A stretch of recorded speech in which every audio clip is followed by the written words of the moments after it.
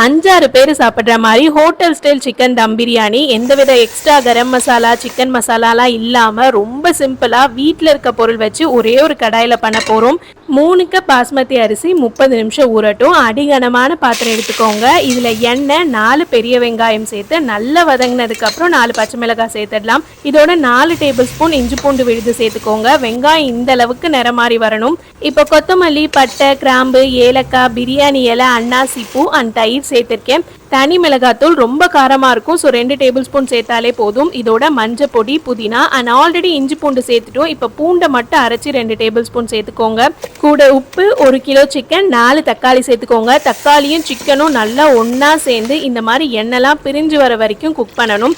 4 cup தண்ணி சேர்த்து தண்ணி நல்லா கொதிச்சதுக்கு அப்புறம் தான் ஊற வச்சிருக்க அரிசி சேர்க்கணும். அரிசி சேர்த்ததுக்கு அப்புறம் கரண்டியோட பின்பக்கத்தை வச்சு மெதுவாக மிக்ஸ் பண்ணுங்க, இல்லைன்னா குழஞ்சிடும். லோ ஃப்ளேமில் 10 நிமிஷம் விட்டிங்கனாலே அரிசியும் தண்ணியும் ஒரே அளவுக்கு வந்துடும். இப்போ தோசைக்கல்ல சூடு பண்ணிட்டு பிரியாணி குண்டான மூடி இந்த மாதிரி வச்சிருங்க. மேலே வெயிட்டுக்காக இடிக்கல் வச்சிருக்கேன். 40 நிமிஷம் கழிச்சு திறந்து பார்த்தீங்கன்னா மேலே நல்லா அரிசி ஊசி ஊசியாக நிற்கும். அப்போ பர்ஃபெக்டாக தம் ஆயிருக்குன்னு அர்த்தம். லைட்டாக கரண்டி வச்சு மிக்ஸ் பண்ணிட்டு சாப்பிட்டு பாருங்க, அப்படியே ஹோட்டல் ஸ்டைல் தம் பிரியாணி மாதிரி இருக்கும். மறக்காம ட்ரை பண்ணிட்டு எப்படி இருக்குன்னு சொல்லுங்க.